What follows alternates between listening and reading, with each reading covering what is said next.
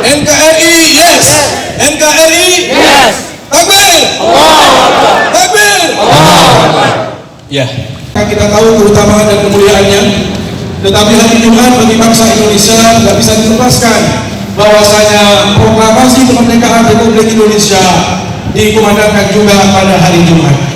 Maka hari ini kita juga akan sama-sama menunjukkan pembelaan kita kepada Pancasila dan NKRI dengan kita sama-sama membaca pernyataan sikap menolak rancangan undang-undang HIP haluan ideologi Pancasila yang kita tahu semua bagaimana arahnya nanti ke depan. Itulah yang menjadi kekhawatiran kita, sehingga hari ini di tempat yang mulia ini kita hadir bersama-sama untuk itikad yang mulia itu.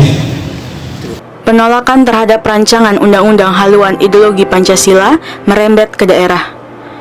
Majelis Ulama Indonesia NTB, organisasi kemasyarakatan Islam, tokoh agama dan tokoh masyarakat mendesak DPR RI dan Presiden agar menghentikan pembahasan RUU HIP. MUI NTB, MUI Kabupaten Kota dan perwakilan Ormas Islam, tokoh agama dan tokoh masyarakat menyampaikan pernyataan sikap usai pelaksanaan salat Jumat di halaman Islamic Center NTB, Jumat 19 Juni 2020. Pernyataan sikap penolakan terhadap pembahasan RUU HIP dibacakan TGH Mahali Fikri mewakili seluruh Ormas Islam NTB.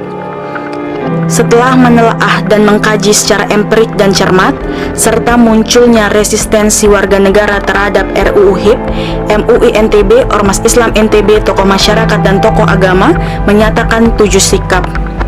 Pertama, menolak dengan tegas pembahasan RUU HIP karena merupakan bentuk pengkhianatan terhadap ideologi Pancasila sebagai dasar dan ideologi negara kesatuan Republik Indonesia. Kedua, mendukung maklumat MUI Pusat dan MUI Daerah se-Indonesia tentang penolakan RUU HIP.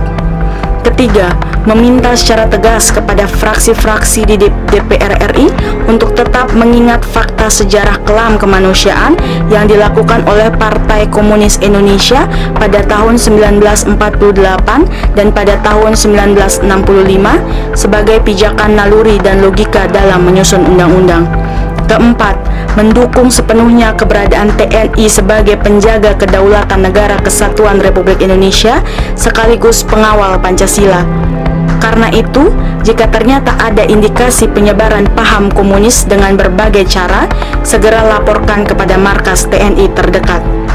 Kelima, mengimbau kepada semua warga negara atau warga bangsa untuk memperkuat ukhuwah wataniyah antara sesama anak bangsa dengan meneguhkan semangat kebangsaan dan penguatan karakter bangsa yang telah tercermin dalam Pancasila sebagai falsafah hidup bangsa.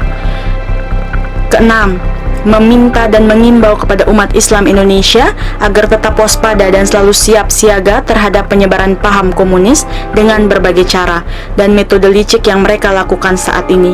Dan ketujuh, mendesak pemerintah, DPR RI dan seluruh penanggung jawab negara untuk memastikan tidak ada lagi upaya dalam bentuk apapun yang bisa membuka ruang bagi komunisme untuk hidup di Indonesia.